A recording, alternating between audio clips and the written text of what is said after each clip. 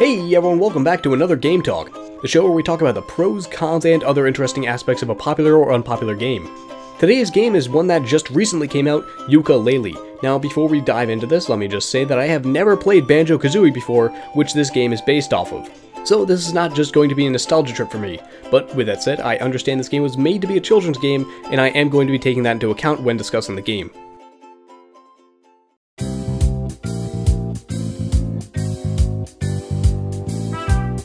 Now, as stated earlier, this game is a 3D platformer made by Playtonic.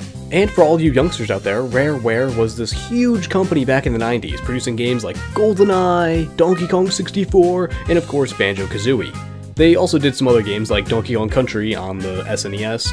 However, in the early 2000s, Microsoft bought out Rareware, and that ended as well as you'd expect. So, some members of Rareware broke away and set off to recreate that authentic 90s 3D platform experience with a little company named Playtonic Games.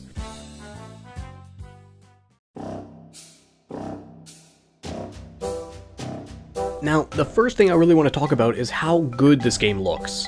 This game looks great with a nice cartoony and friendly atmosphere. The maps are beautiful with excellent shadows.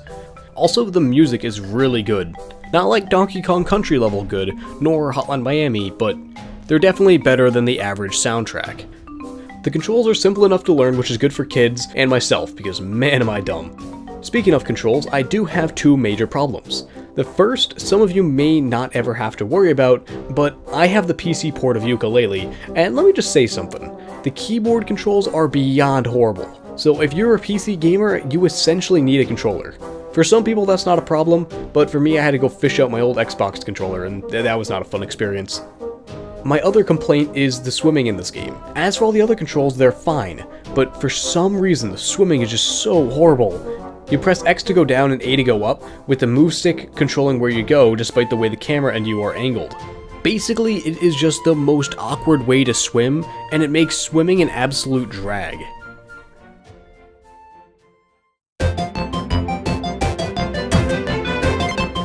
Now, as for the plot of this game, it's really what you'd expect. It's a kid's game after all. Bad guy wants to get rid of all the books in the world, so Hivory Towers took your magical book and it ripped itself apart at the last minute before it got sucked in.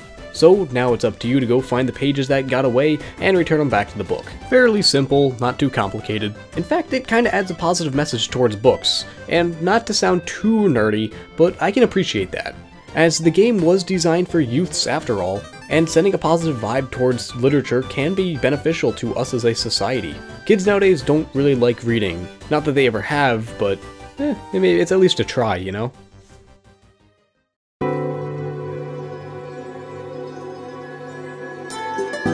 As for the personality of this game, it is riddled with childhood wonder. All the characters have a distinguishable personality that adds life into these vast worlds.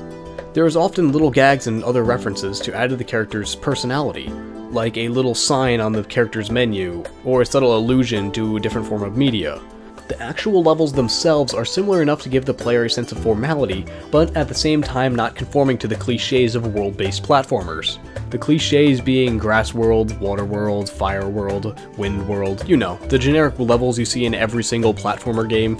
Unlike those, Yooka-Laylee actually is able to be somewhat original, which is very impressive in this modern day and age. Similar to games like Mario 64, you have this hub world that has a series of portals to other levels, where most of the gameplay takes place. This hub world does have 20 pages, which are used to progress the game, and each of the 5 world zones have 25 each.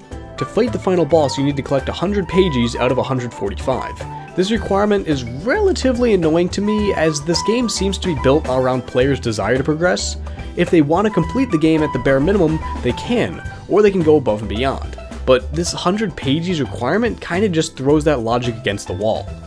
Anyway, these 5 world zones are Tribal Stack Tropics, which is your basic grassland, Glitter Glaze Glacier, which is this giant ice castle, Moody Maze Marsh, which is like a Halloween-themed swamp, Capital Casino, which is a casino-based area, and finally Galian Galaxy, which is a tropical space-themed area. These levels are unlocked by caching in a certain number of pages. When each stage is unlocked, it starts off as a small variant of the map, but then can later be upgraded to the massive full version. The player has the choice of either expanding the world or progressing to the next area. So if they want to complete every single possible thing, they can, or if they'd prefer a much more direct route to the end of the game, they can simply go on to the next world.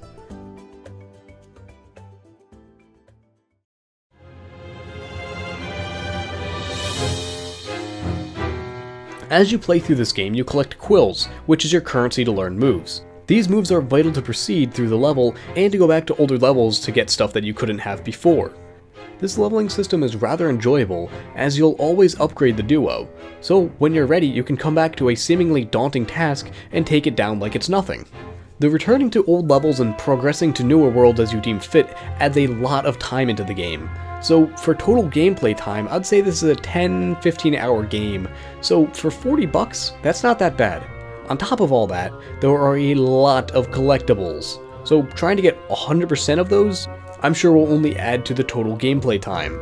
This game is fairly long, or at least it feels that way due to the long worlds. When I say long worlds, I mean that they take a long time to complete, which is both a good and bad thing. On the one hand, you get to explore a lot, but on the other hand, it can get a little boring if you're staying in the same world for too long.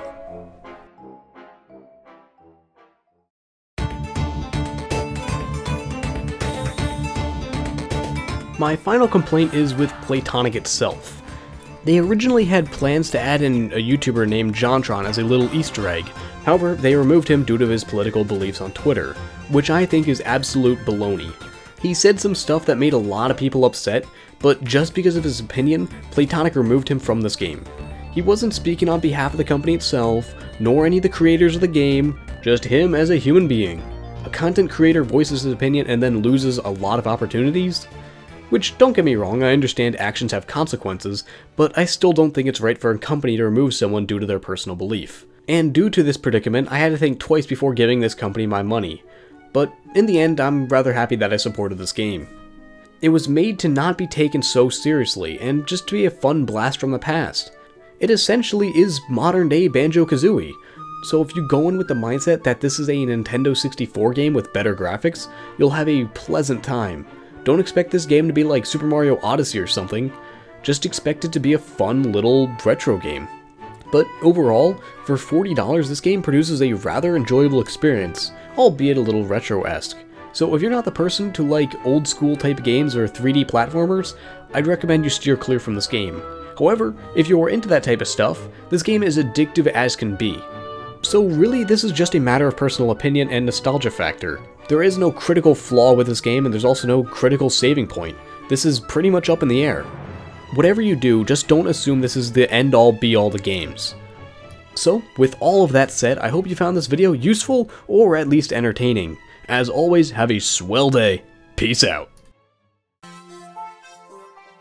Hey, did you like that video? I hope you did. Anyway, if you would like to see more videos per month, make sure you donate to my Patreon page. For the small cost of $1, you unlock 4 extra videos per month. That's less than a can of soda. So do you want 4 videos by me, or that Giant Dr. Pepper?